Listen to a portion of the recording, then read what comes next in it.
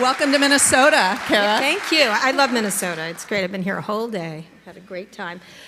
We coordinated our outfits, obviously. We've never met one another before, but we're like, oh my God, we have the same, fashion consultant. I always dress like this since 8th grade. I think she's dressed like this since she's not running again, and she's like, fuck it. I said I'd given up the J. Crew 1990s look now that I'm not running again for the Senate. We had such a good time backstage. I have to interview Kamala Harris next week, and I was telling the senator that if she wears that pussy bow, she's in big trouble. She has to wear something fun for me. Anyway, I shouldn't talk about clothes, but I talked about him with Pete Buttigieg, so it's fine.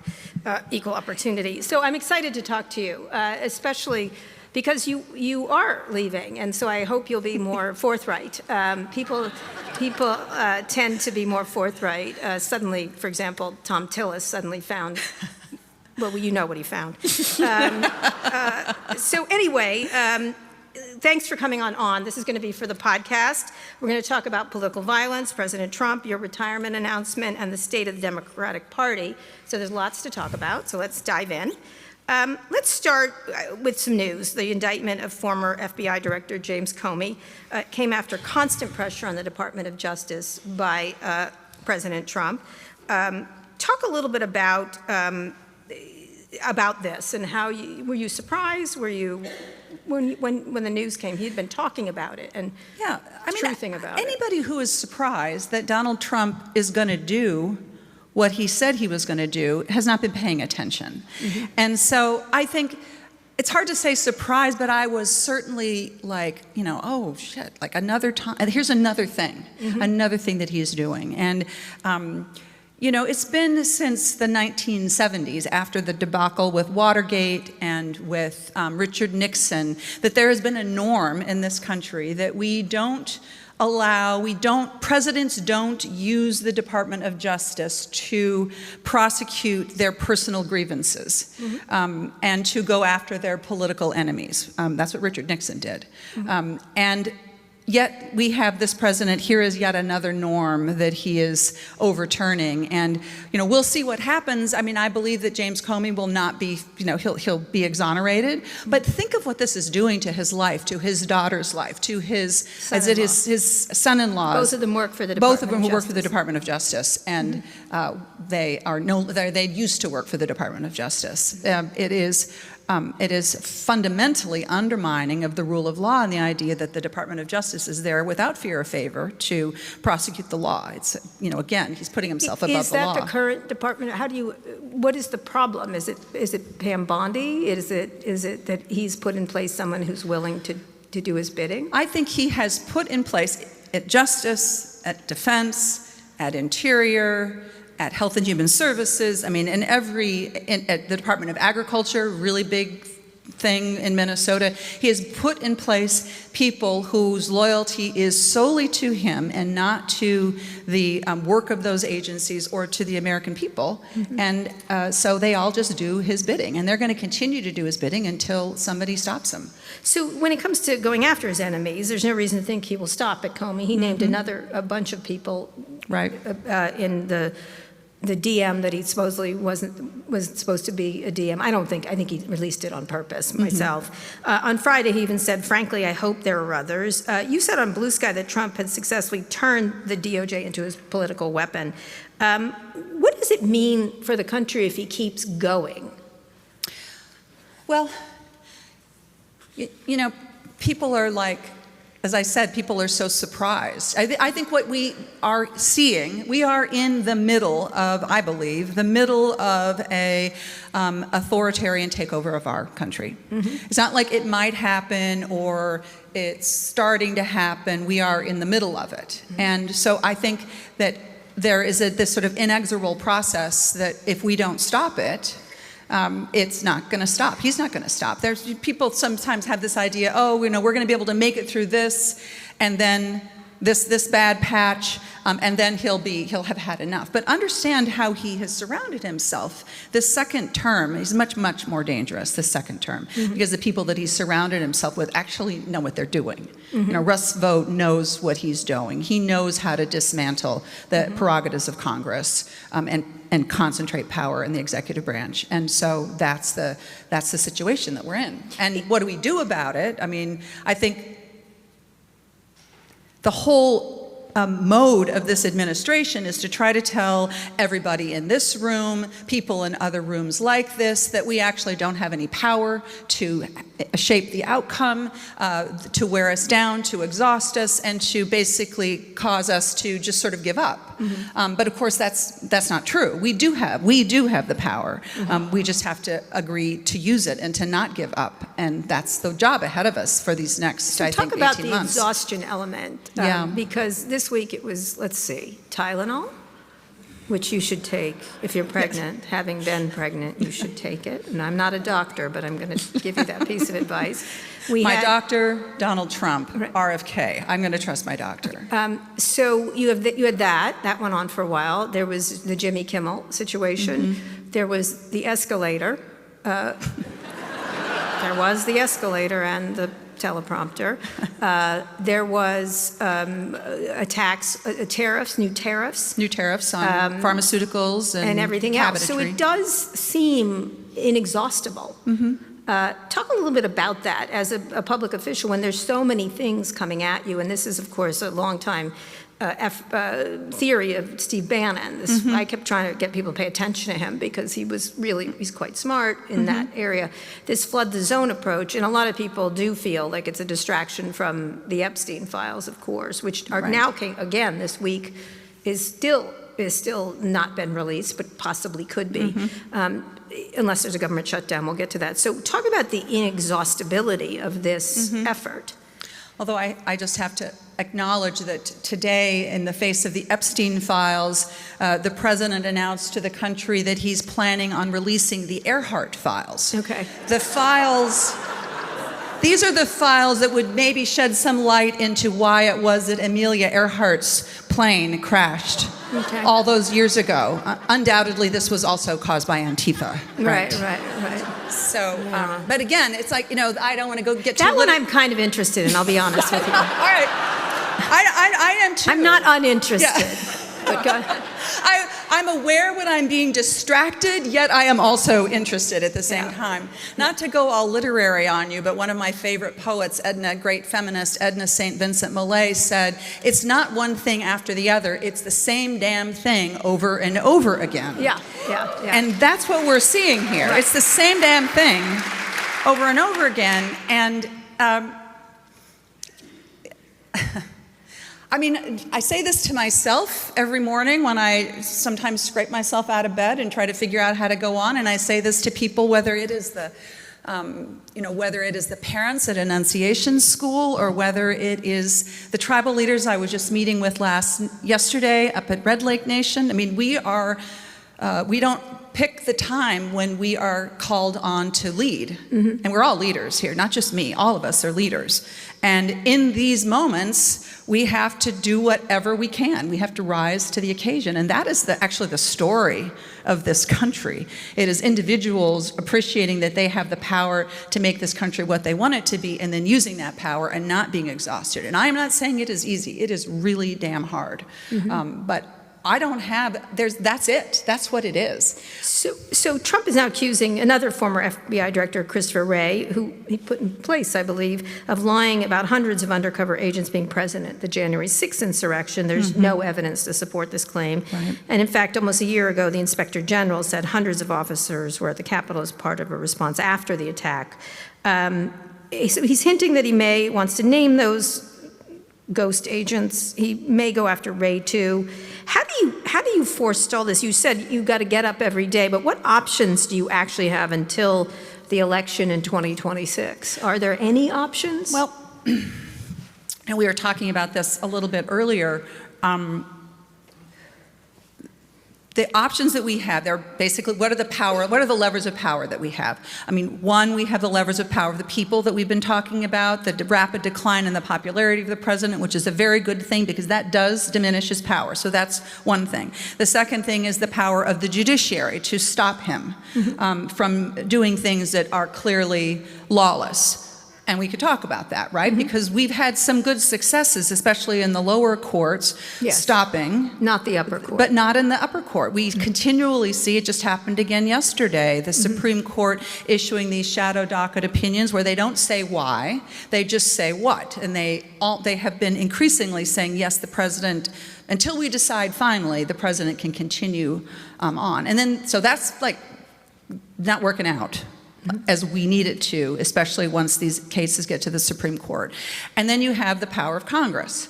And Congress has important powers. It has oversight powers. It has the ability to not only shine a light on the bad stuff that's happening, but to actually use our oversight powers to stop it. But of course, the problem is right now that the Republicans are not doing that.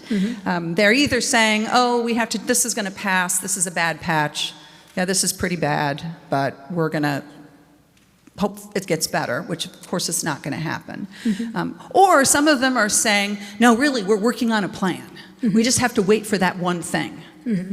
And, well, this is one damn thing after another thing. This is what they say to you with a straight face. Yes, this is what they say. And what do you say? It's sort of like when your kid has done this, I mean, I don't even want to compare them to children because children are better behaved, have a higher moral standard, I think.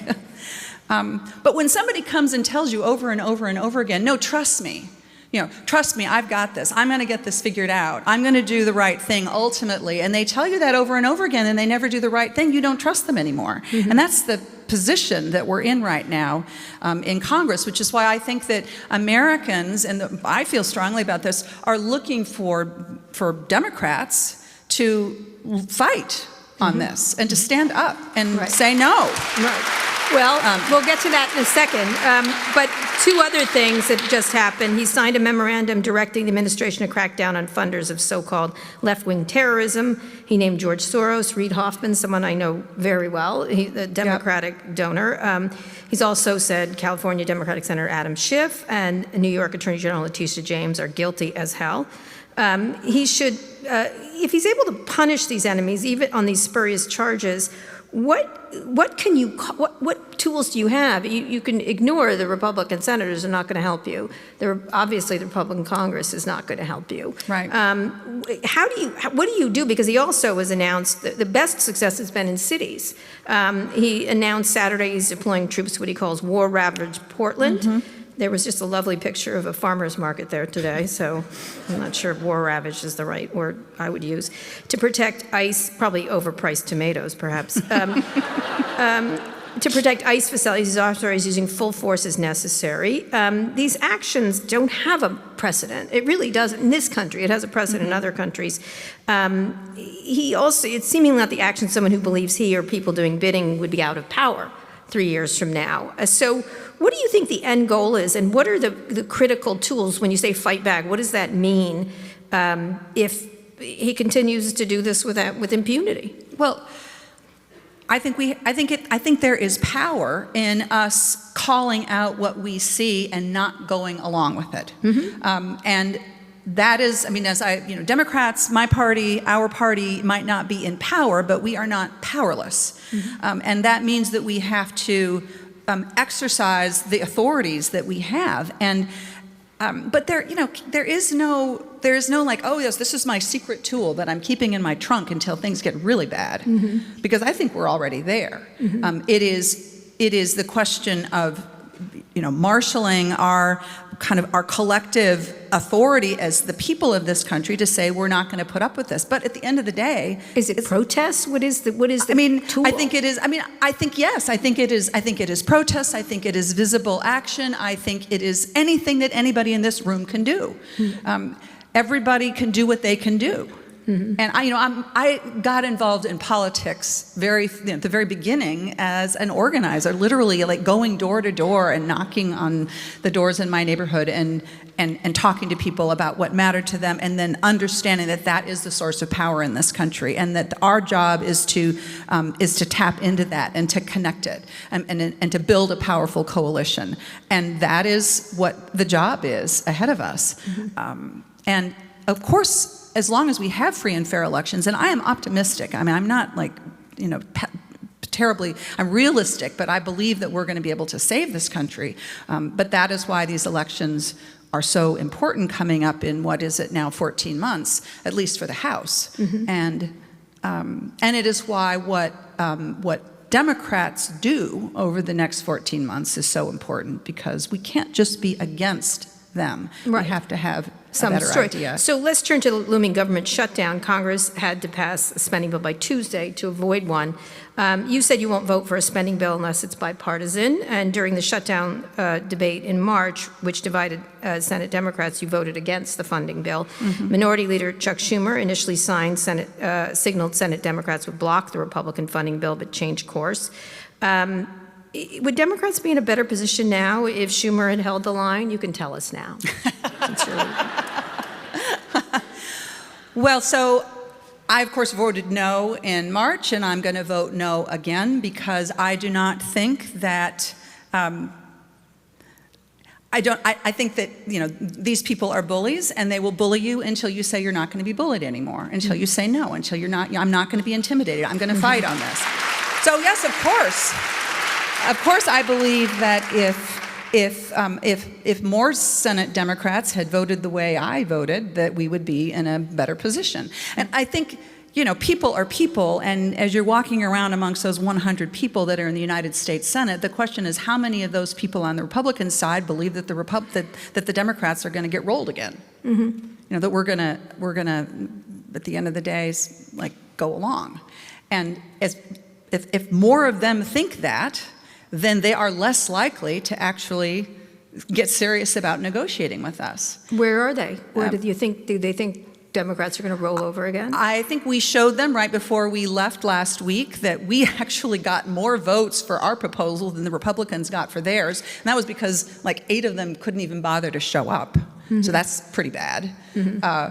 So I think they are starting to understand that we're not gonna give in. So if the government does shut down now, what comes next for Democrats? What's the strategy? The administration is going to use it to push mass layoffs. Russell Vought has already said this, and the federal government, as they're reportedly planning to do, although other news shows they're trying to rehire people from the DOGE cuts at the same time. And the National Weather Service, for example, we have a storm coming, is at its wit's end about what it's going to do. So what is the worst case scenario? Because I think one of the things the Democrats often do is say, well, if we don't vote for it, all hell is going to break loose, but all hell is going to break loose. Why not just let it? I mean, not to be all Mel Robbins on you, but let them. Let them. All hell did break loose. Yes, it did. It did break loose. And so I think, he made this effort last week to say, of course, first thing he said was, don't even bother talking to those people. That being us. I represent 5.5 million Minnesotans, so if you're refusing to talk to me, that means you're refusing to talk to everybody in this room. And then what he did is they started to issue these threats that you're referring to. Oh, we're going to fire a bunch of people. Well, for God's sake, they're already firing a bunch of people. Right. They're not going to be better behaved. They're not going to follow the law if I go ahead and vote for their thing with no guarantees. In fact, all I'm really doing is giving them a blank check. Right, that's what it sounds I'm giving like. them a blank check and saying, go ahead. And not only that, but I'm saying, this is kind of okay with me because I voted for it. So listen, this is not a situation where there is one action that has no risk and another action that has all the risk. Right. We are in a bad place. So what is Schumer telling you? How confident are you in his ability to lead you through talks on a possible shutdown? I think that Chuck and Speaker Jeffries have made it very, very clear that we are ready to sit down and talk with them anytime to figure out how we could come up with some sort of a compromise. At the very least, they should say to us that if we pass a damn budget, that they're going to make sure that the president follows that budget, or we are really, truly just talking to ourselves. And so I have great confidence that there's, unlike in March, that in September and October now, that we have, first of all, much better coordination between the Democrats in the House and the Senate. That's super important. And of course, we're willing to negotiate, but I'll work with anybody who wants to work with me to help lower costs for Minnesotans and to try to avoid these terrible health insurance premium increases. But you got to talk to me. Right, but I think the point is not to talk to you. I think that's the Yeah. goal, is not to. So, Yeah. so in shutting down, what is the worst case scenario you have, given it's a worst case scenario, because he may not even follow any deal you make? That's right. I mean, he might not follow a deal. If we say we gave him the votes, he might not follow that deal. Right. And if we don't just give him our votes without any understanding about what's going to happen, then we'll go into a shutdown. And then what happens next? Then what I think will happen next is that the pressure will build. Right now, he just is sort of blithely going about and doing whatever he feels like doing. And I don't think that he's feeling any pressure. And I think that he will start to feel that. And I think that the Republicans will start to feel that. And we all will, because shutdowns are bad. Right, and I recently interviewed former Treasury Secretary Pete Buttigieg. Well, he agreed the shutdown debate is different, the one in March. He also said, quote, "One thing Republicans are really good at is apportioning blame." A recent Gallup poll found the Democratic Party has never been more unpopular than it is now. It has 34% favorability rating. If the government does shut down, how do you avoid taking blame and hurting the reputation of the party? Well, so the polls right now also show that if there is a shutdown, Americans understand that Republicans are in charge of the presidency, the Senate, and the House. They're in charge, and if they can't figure out how to get their act together, then they're going to be the ones who get the blame. Now, you know, I've been involved in this line of work for a while, and I know that things can change and things morph, and that, you know, what the president does in this situation, nobody can predict. We can't predict what he's going to do when we're not in shutdown. So I think then it's going to become an intense competition about what we need to do differently and how we need to, in my book, what we need to do to fight off this president who is, let's remember, deeply unpopular. People's costs are going up and up and up on a variety of things, and it's going to get worse in October. It's not going to get better. And is he just going to sit there and go play golf? I mean, I think the pressure will build on him. You think that's the case? I really do. And then what? Then ultimately, how all shutdowns end, if that's where we end up, if they don't negotiate with us beforehand, they'll negotiate with us after. That's how you end things. It's got to be bipartisan, even in this incredibly fraught moment. The only way to avoid it is negotiation. The only way to get out of it is negotiation. Do you at this moment believe shutdown is inevitable and something you would say, bring it on? I mean, I don't want it, but I'm not going to give my vote to do something that I think is bad for my constituents, and that I think is the situation that we're in because of their refusal. And there's nothing right now that you see. I mean, sure, you know, John Thune could call up, you know, the majority leader in the Senate could call up Chuck, you know, tomorrow or this evening and say, let's see if we can avoid this. We both really believe he might say that we should not allow these tax breaks for insurance premiums for people who buy their insurance on the exchange. We shouldn't allow those to expire. So let's come up with an agreement on that.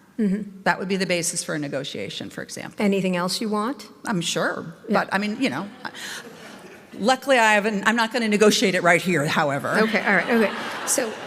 So in June, we're going to move to political violence. You just said the moment we're in right now. It's a little more serious than just a government shutdown.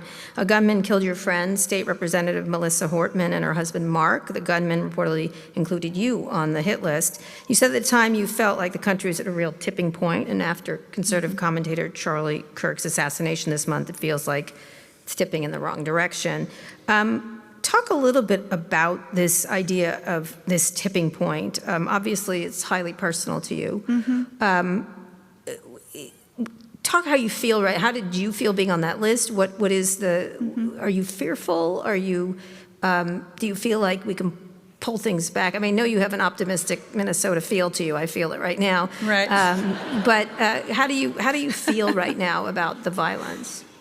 Well, you know, I say, and I mean it, that I wake up every single day feeling pretty confident that everything is going to be fine, that I'm going to be safe, that my family is going to be safe. That's sort of, it's like this innate thing. But let's, you know, it shook me. It shook my family. I will never forget, you know, waking up at 7:30 in the morning, the morning that Melissa was shot, you know, in her own home, and realizing that I had all these messages on my cell phone because my staff learned, the governor's office learned, that my name was on the list, and they couldn't reach me because I turned my phone off at night. And so, you know, there was, we, you know, immediately got this, you know, security. There was a, you know, a Suburban parked outside in my front driveway for over 24 hours with a young private security officer to take care of, make sure I was safe, with a, you know, machine gun in his hand. And I will never forget one of our sons. We were trying to have our grandchildren not be afraid of the scary black car in the front driveway. And so we rolled down the window, and Harlan looked in and waved at the guy sitting there with a machine gun. And our son Sam walked away and just like burst into tears because it's so real. And so it's been a very weird thing to be in a position of trying to translate this, the trauma for our state, the bigger issues of political violence in this country, sort of through all of these different prisms. And one thing that I've been feeling a lot is that, you know, a lot of people will say, oh, this isn't who we are. This isn't who we are. And I do believe that almost everyone in this country abhors political violence. But violent behavior is not an aberration in our country. No. It is part of who we are. That's correct. Slavery, the Tulsa race riots, the massacre at Wounded Knee. I think we have to see that and understand it, and then we just have to come back to the universal condemnation of using violence to resolve our political differences. And that's why what the president and the vice president and Steve Miller and these folks are doing, that's why it is so dangerous. Do you, obviously Democrats and Republicans are pointing fingers at each other for the rise of political violence, each armed with their own statistics. Yeah. I think most of the statistics are very clear. Yeah. But a lot of recently, you've said you think Trump is fueling it, and there's plenty of reasons to believe that. What can you do, though, if that is the case, if this is a group of people continuing to foment it? At the same time, when the shooting of Charlie Kirk happened, everyone was starting to point the fingers. I myself said, oh, no, this is a nihilistic young man who is extremely online. I know this person, and I bet he didn't vote. And he didn't. He didn't, you know, and the grandmother said the family was MAGA. I was like, well, good for you, Grandma, but this kid didn't vote. And then they were saying it was, you know, Antifa or trans people. And I thought the Venn diagram between trans people who could shoot that way who lived in Utah was almost zero. So that's right. Probably not. That is not and then, of course, they're pointing to a possible roommate who's trans. I'm like, well, the roommate didn't shoot anyone, so what does that have to do with the fuck anything? Right. Like, it's this one kid who was extremely online. Yeah. How do you then drop the temperature if Trump keeps fanning the flames? And J.D. Vance does do the same thing, although more cloddishly and more spectacularly uncharming. But go ahead. He's so uncharming. He's like, everyone's always like, oh, he's getting president. I'm like, well, that's like a whole other show. That's another show. That's a whole other show, and I would love to do that show. I served with. You saw they raised J.D. Vance tariffs on upholstered furniture, but go ahead. Yeah, I know. I don't think. I'm not going to go into it. You don't need to. You know, I was thinking about, as I've thought a lot about this last several months, and I was thinking about the horror of 9/11 and what President Bush did. And I disagreed with him on many, many, many things. But in that moment, what did he do? He stepped forward and he said, we must not use this moment to stoke Islamophobia. Muslim folks are our friends. They are our neighbors. That was the right thing to do. It was the leadership thing to do. It's completely the antithesis of what the president is doing. I mean, what I'm doing in my own life is I am trying to confront in a real and human way when I see that unfolding in real time. I mean, this is why I chose to talk to Mike Lee in the way that I chose to talk to him. Yeah, for people, I'm going to just note, after Hortman's murder, you confronted Utah Republican Senator Mike Lee about some posts on X where he fanned the conspiracy theories about the attacks. He's since taken them down. Talk about that. What did he say to you when you confronted him? And has he said anything more since Kirk's death? So I wanted very much, when I saw what he was putting up there, it was so cruel, it was so heartless, and it was so performative, right? He was performing for his online audience. And what I wanted to do was to communicate to him that this is real. These are real people, people that I cared a lot about. I'm his colleague. And so that is why I went to talk with him personally, rather than fire off myself some, snarky thing about how awful he was. And honestly, I think he was kind of stunned. Because this is what happens. People who do these shitty things are not used to being confronted in person by another human being. And that was, to me, just about saying, where is your humanity here? He did ultimately take it down, but he never really, he didn't take responsibility for it. No. He just sort of took it down. What did he say to you when you confronted him?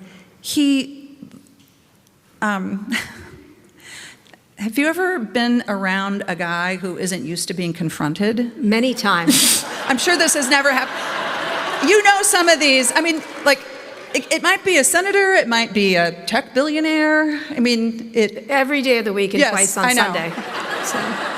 So when you see also my 3-year-old. Yes, exactly.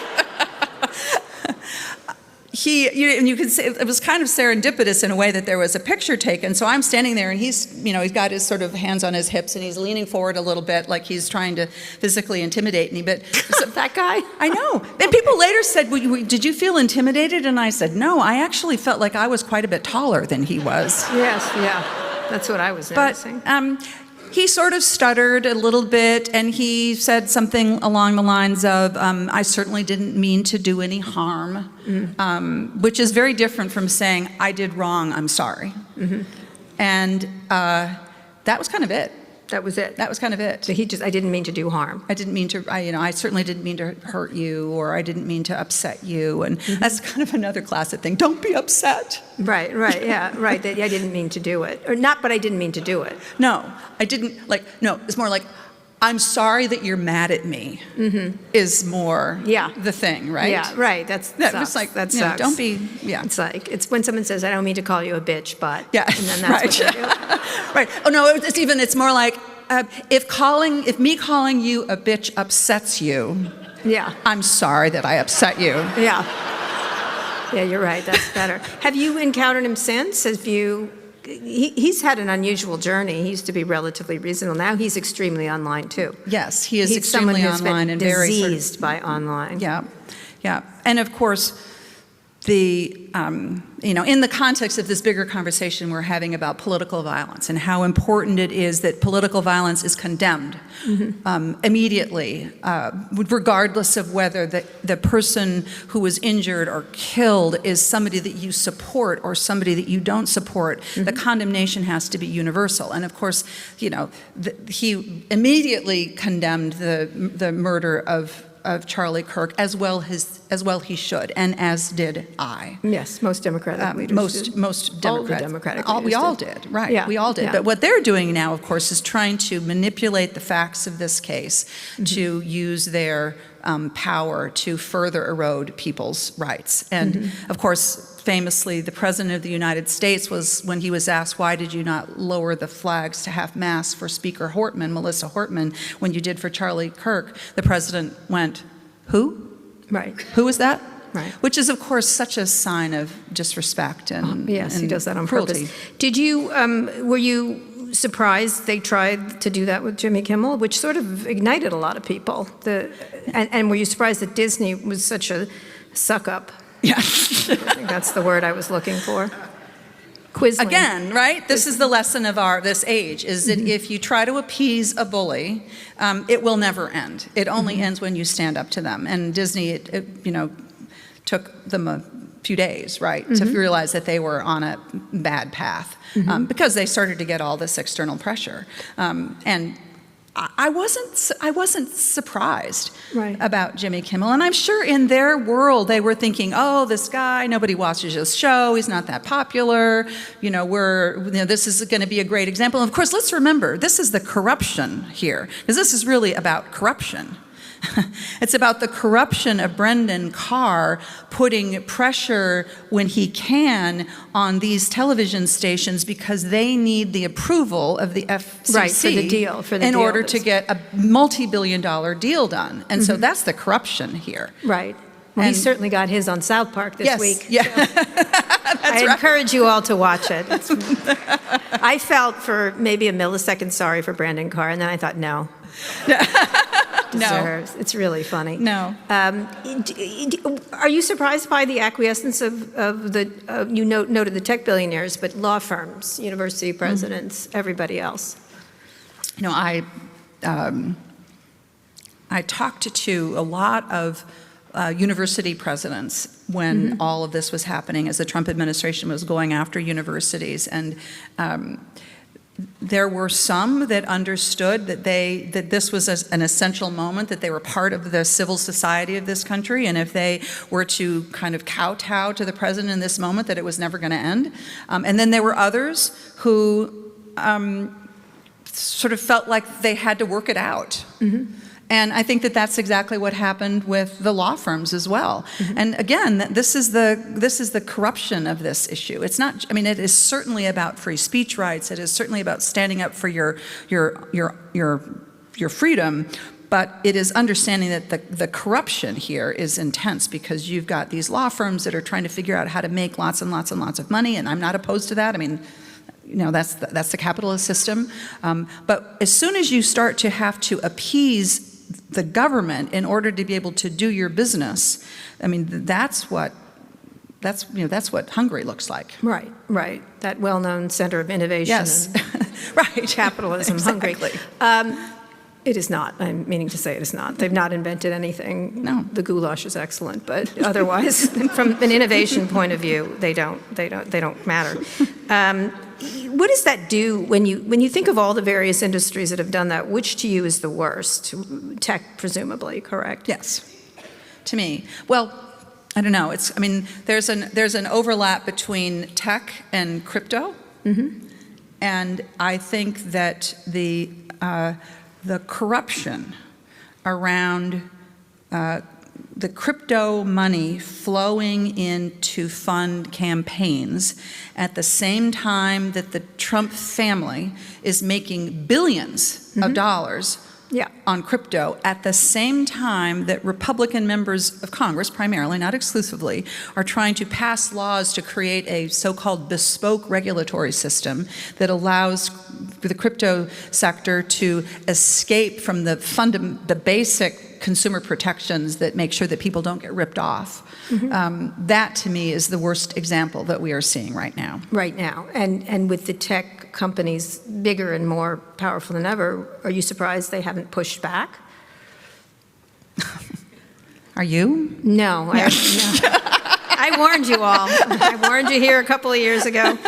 I had to say to one recently. I mean, when you saw, I will never forget being on being in the Capitol Dome on Inauguration Day, and I felt that I needed to be there to bear witness to this, and to see there on the stage former presidents and members of the new cabinet, but they're front and center. In some cases, not always, but in some cases, sitting in front of the new cabinet were some of the most wealthy, some of the wealthiest tech billionaires in the world.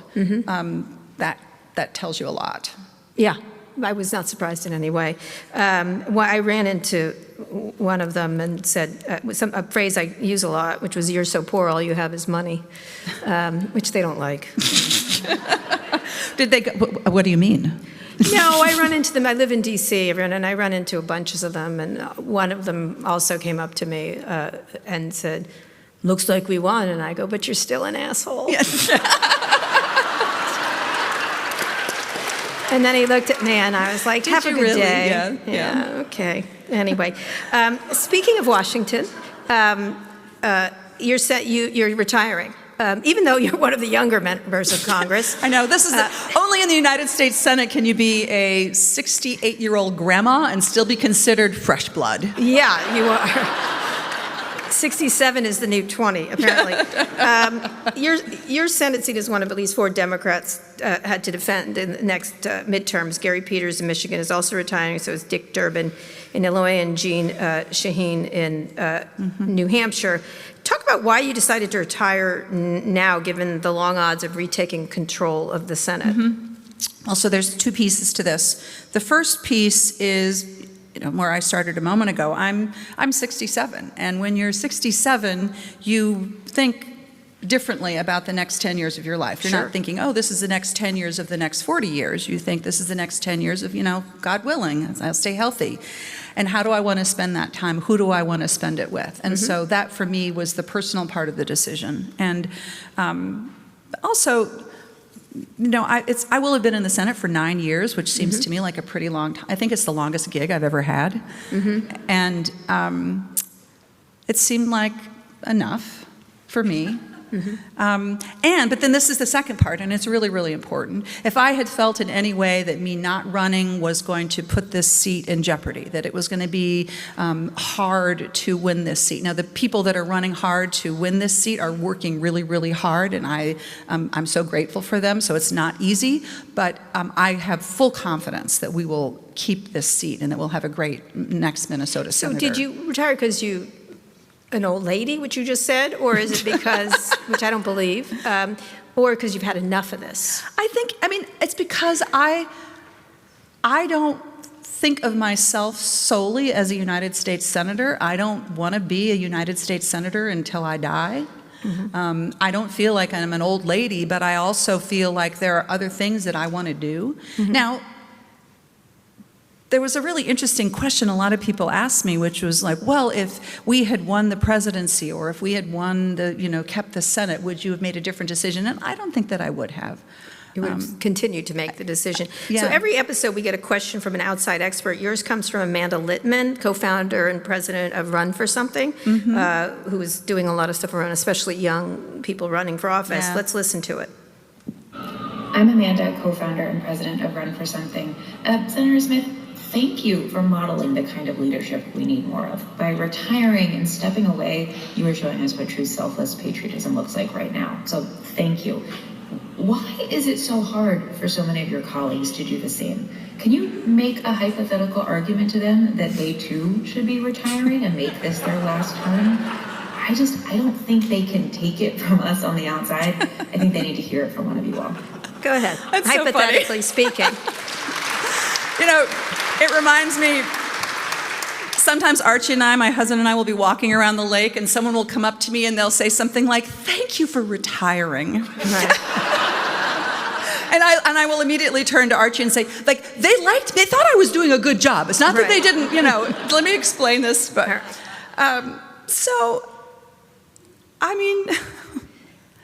I think people get this idea that their whole identity is their job. And this happens in all different sectors of our society. In the corporate world, there's usually a succession plan in place. So many have to retire at 65, 70. Most jobs are like that. Yeah, that's right. That's right. And I think too many of my colleagues have this idea that I'll just stay here unless something changes or unless I shouldn't stay here anymore. They sort of they feel like they have to opt out rather than opt in all the time. And there are tragic examples of people who stayed too long, who are, I think of Dianne Feinstein, who, I looked up to so much when I was a young student at Stanford, and she was such an icon, and she stayed way longer than she should have. And why did that happen? Why did her staff allow that to happen? Why did her family allow that to happen? Because sometimes it's just easier to stay. What would you say to them? What I would say is, because I know my colleagues, I would say you should think of your legacy. And what do you want your legacy to be in terms of the work that you've done, but think about your legacy in terms of paving the way for the next generation of leaders who are going to step in and who are going to do great work that you made. Not only did I do great work myself, but I made space for the next generation of young leaders to step in, not when they're 50 or 60 or 70, but now. So you told the New York Times that part of the problem with the Senate right now was we can't get shit done, which is... Sometimes I'm pretty direct. Okay, I think that you're accurate in that assessment. What would you do to make it more appealing and less toxic to young people to make those moves? Well, so we have a huge problem with how much money it costs to run for office. And so I don't think we can stop talking about how we need campaign finance reform so that it's feasible for somebody to run for office. I mean, this is the other thing. What would you have had to raise to run if you ran again? Well, Minnesota is a relatively inexpensive state to run in. So I probably would have had to have raised somewhere between $15 and $20 million. Which is not a small amount. Now, John Ossoff, who is running in Georgia, raised $11 million in 1 quarter. To pay for his race. John Tester, I mean, for God's sake, there are less than 1 million people in Montana, and he raised, tens and tens, and I mean, 80, 70, 80 million dollars. I mean, he could have taken everybody out for a steak dinner, many times over.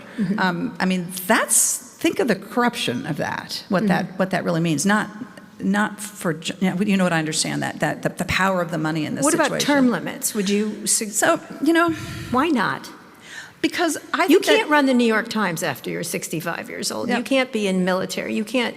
Why not have term limit? Not term limits, age limits. Yeah, because I think that takes the power away from all the people in this room and all of the Minnesotans. Somebody else, some legislature somewhere is saying, I'm going to decide when Amy Klobuchar or Tina Smith can't run anymore, rather than you, the people of this state.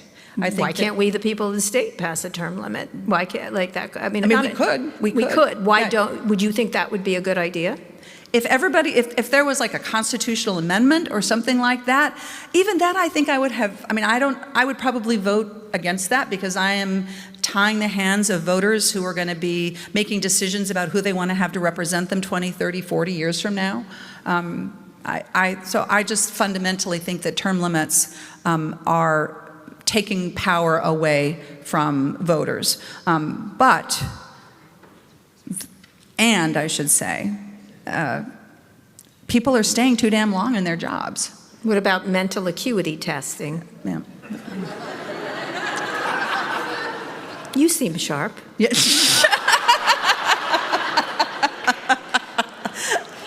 If you passed it, would you have to stay? Oh, no, but you can stay. But you can stay. You didn't answer. That's all right. I'll let you off on that one.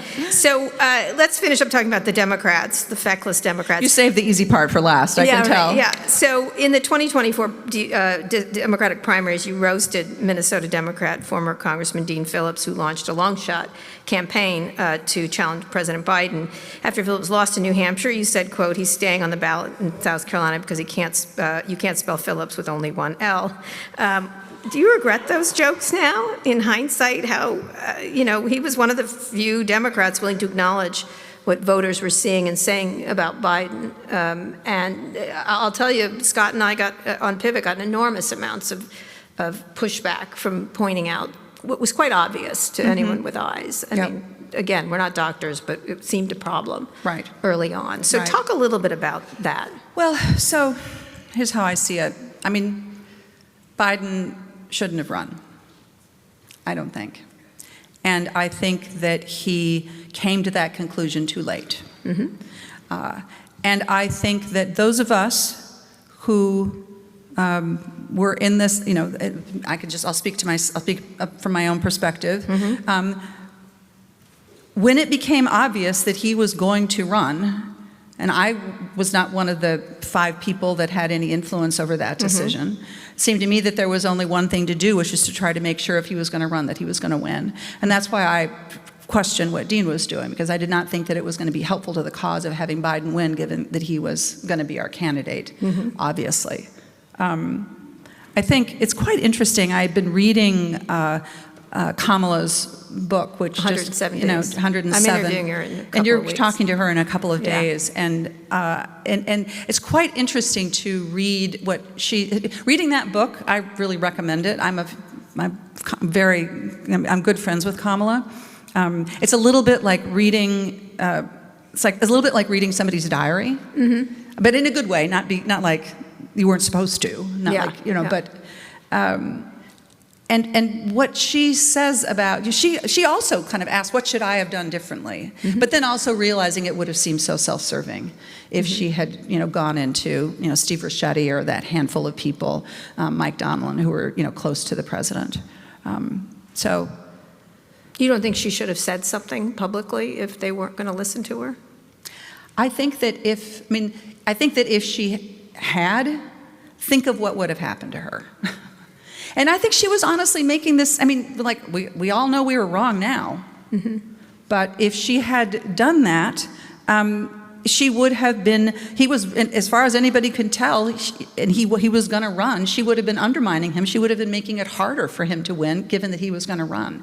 And that was this sort of horrible circular logic that we were all caught in that moment. And then when we had the disastrous debate, and it became clear to me in that moment that this was never we had to change. Why did it take Nancy Pelosi to say, step down or else? Why was there not more of stepping forward? And I understand, I agree, it's very difficult for Harris to have done that. At the same time, it was pretty obvious there were problems, cognitive problems for most people. So what has to change in politics where we don't just go along? And she said it's the ego of one man, right? That's essentially. That's right. And that's essentially what Kamala says, which is that it shouldn't be left up to just the one person. There should be. So why did it take until Nancy Pelosi decided to put her jacket on and go down there and say, because step she's down or else? She is truly the scariest grandma. Yeah, and I think I'm joking, but it goes to the gravitas and the power that she still wields. And I was in a meeting it was probably 4 days before the president announced that he was going to step down, and this was a meeting of Senate Democrats, and we had I would say that amongst the 52 of us at that time, 45 of us were quite sure that he needed to step down. And they, the kind of brain trust of the Biden campaign came in to basically tell us that everything was going to be fine. I've never felt so, gaslit in my life. Well, maybe previous, before Donald Trump. And we all said, this is not going to work. You have to understand that this is over. And then, Pelosi did what she did, others did what they did, and he ultimately reached the conclusion that he did. But as I said, it was too late. And too late for her to build. Too late for her. So going back, we have just a few more quick questions, and we'll get questions from the audience. Going back to the Gallup poll that found record low favorability for the Democratic Party among all voters, it's low partly because Democrats have historically a dim view of their party. Between now and midterm elections, what are the three concrete things they can do? Obviously, you have Gavin Newsom doing a very muscular attack at Trump. People seem to like it. His numbers have risen rather dramatically. Rahm Emanuel is another person advising for more muscularity. I'm not using this in a gender-specific way, but it's more toughness, more aggression, and everything else. So what do Democrats need to do to win back their own voters and convince others to go with them besides Trump sucks? So we can't just accomplish this by telling people how bad Donald Trump is. People already actually believe that he's pretty bad. Even Republicans are starting to think that he's pretty bad. And so that is just the base. But that doesn't make you like Democrats more. Right. Exactly. So I think of a handful of things that we need to do. One, we are struggling right now because we don't have a national leader. Gavin, it's interesting, I've been thinking a lot about Newsom too. I don't know if he is what we need, if he is the thing, but we are struggling because we don't have a person at the top who can kind of guide us through this. And the caucus leaders are never going to be that person right now. So two other things that I think we have to think about. One is that we have to get much more clarity about what we are for and not just what we are against. And in my book,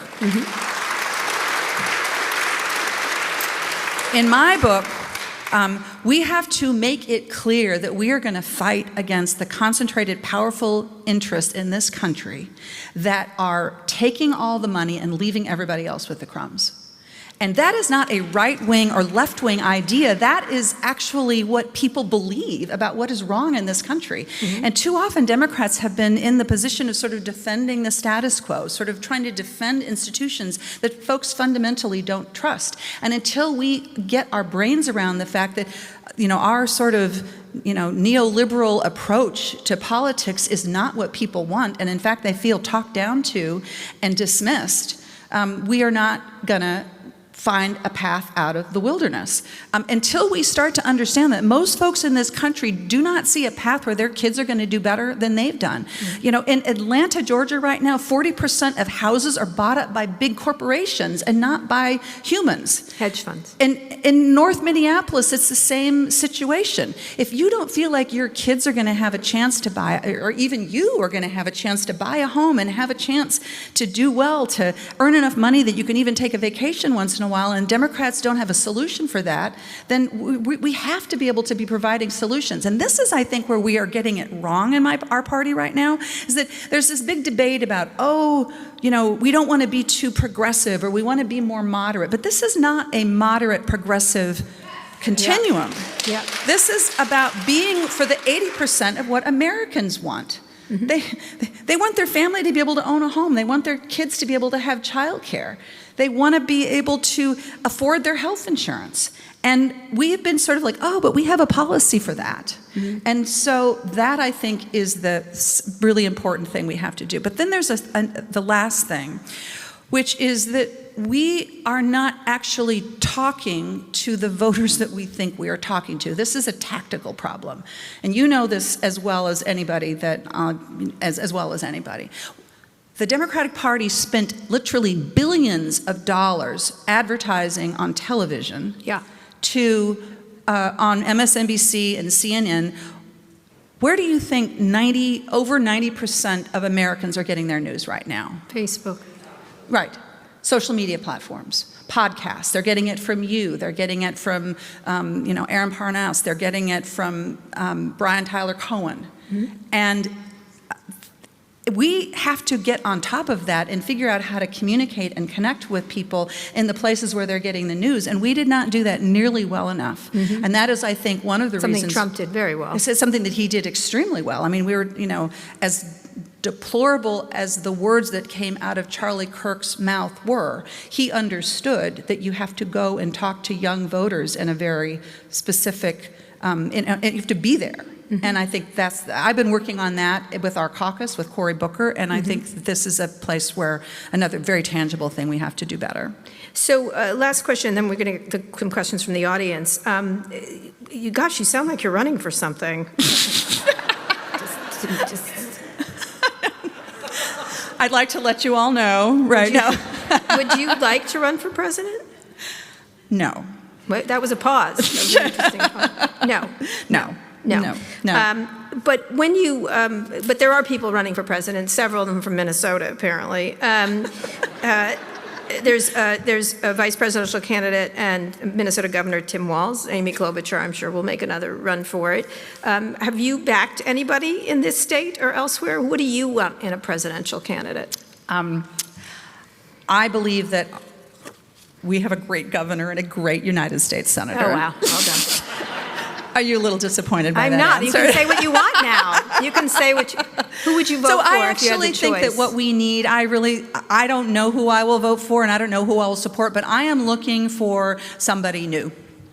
I am looking for I'm looking for like the national version of this oyster farmer who's running against Susan Collins in Maine, or the guy who owns the beer company, or Dan Osborne in Nebraska, or Mary Peltola in Alaska. I'm looking for younger, fresh voices, people who have the capacity, but somebody who has, even a Pete Buttigieg. I'm saying even because he's been on the national stage It's for a interesting, while. you didn't mention someone who did very well, Zoran Mondani, with young voters. Exactly. I mean, I mentioned him as well. Right. This is the kind of, too often, I think our party has developed these sort of gray-beard gatekeepers who are deciding who's going to do well and who isn't.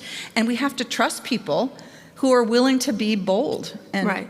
Well, Mondani's talking about economics. He wasn't talking about Israel or anything else. No, He was talking that's about, right. What was interesting about that to me, and I've mentioned this a number of times, is we say young people aren't involved in politics, and then when they make their choice known, we say we don't like that choice, not that's that. right. Which I'm like, it's none of your business with these young. And by the way, the future is about them and not us, That's which right. I think is the hardest part.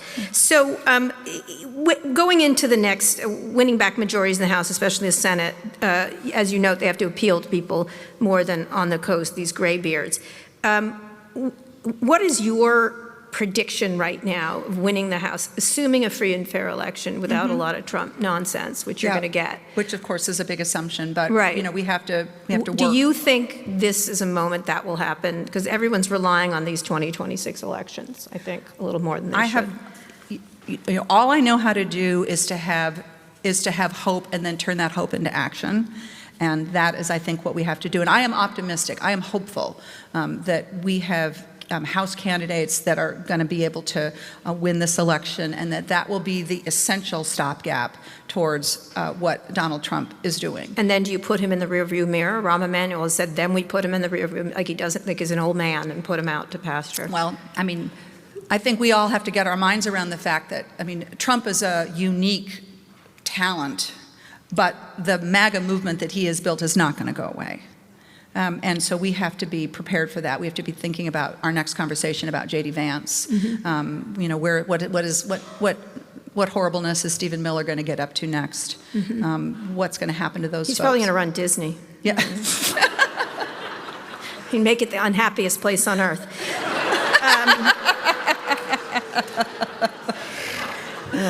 Anyway, let's get to questions from the audience. Okay. We'll end on that.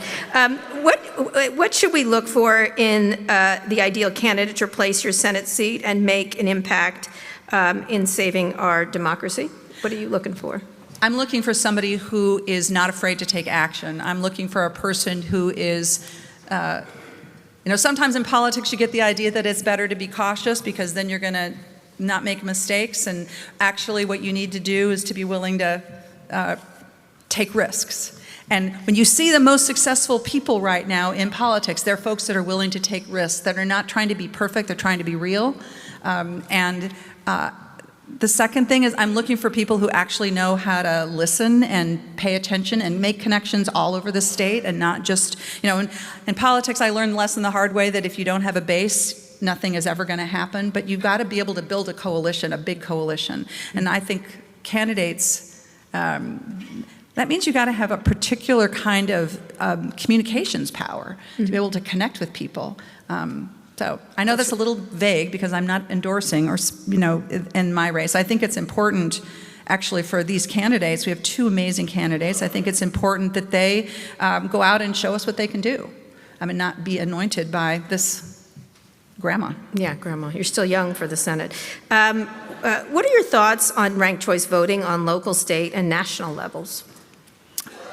So I'm a strong supporter of ranked choice voting. I'm in support of I'm in support of changes that encourage participation and find ways of sort of breaking out of the people feeling as if they have to choose from two choices that they don't really love.